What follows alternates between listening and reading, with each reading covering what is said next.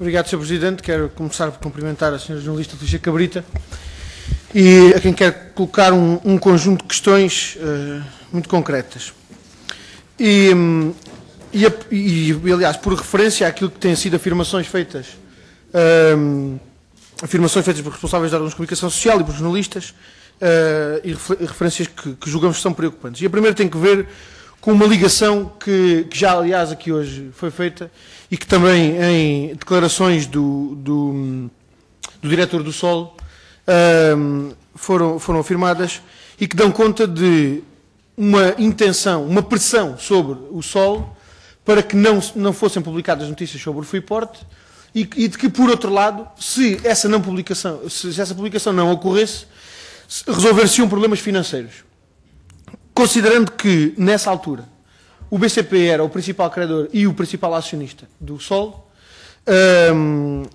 como é que entende esta relação? Ou seja, a não publicação de uma notícia, ou não publicação de notícias que prejudicassem o Governo, teriam como contrapartida uma disponibilidade maior de um grupo económico para resolver problemas. Como é que, em seu entender, esta relação entre o Governo e o grupo, neste caso, um grupo económico, financeiro, resulta e porquê?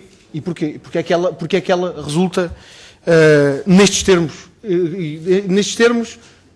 de aplicação concreta a uma situação de condicionamento de um órgão de comunicação social.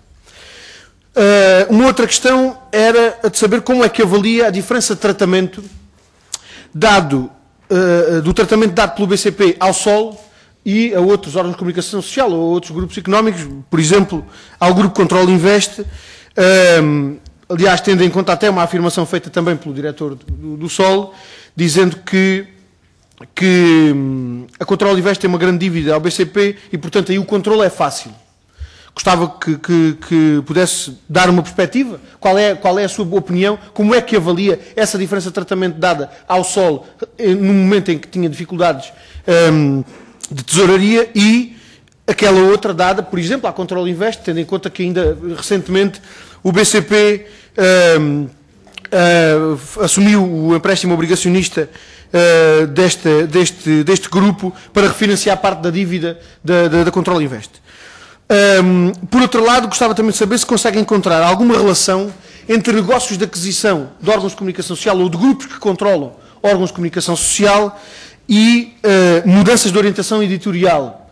Se, por exemplo, em relação ao Diário Económico,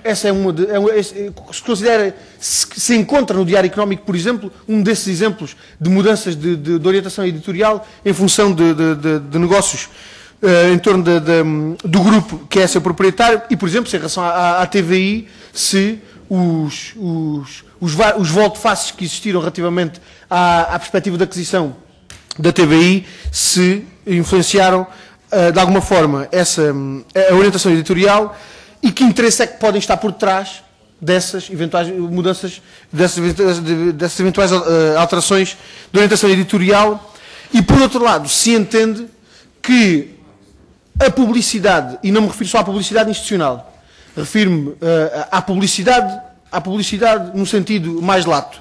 Se a publicidade e os créditos que a banca tem sobre órgãos de comunicação social ou sobre grupos económicos que são proprietários de órgãos de comunicação social podem, de facto, ser instrumentos, e são instrumentos utilizados para condicionar esses mesmos órgãos de comunicação social. E particularmente, se entende que o facto da Portugal Telecom ser o maior anunciante do mercado publicitário se dá a essa empresa condições privilegiadas, digamos assim, para exercer esse tipo de pressão e esse tipo de controle sobre grupos económicos ou sobre órgãos de comunicação social. Colocar a última questão. Muito obrigado, Sr. Presidente. Muito rapidamente, para repor uma das questões que tinha colocado há pouco e que julgo que não respondeu e que tinha que ver com a diferença de tratamento entre o BCP e a Control Invest e o tratamento que o BCP deu ao SOL relativamente à disponibilidade para resolver problemas de tesouraria, problemas financeiros.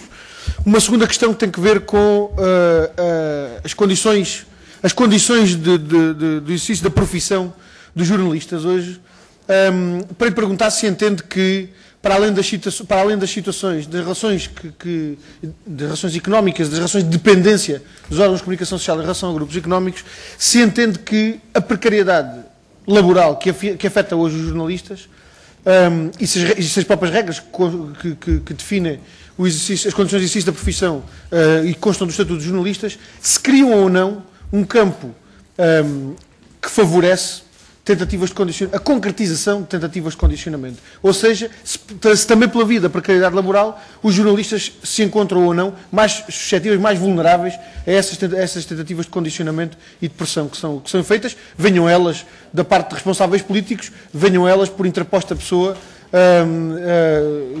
através de grupos económicos ou financeiros.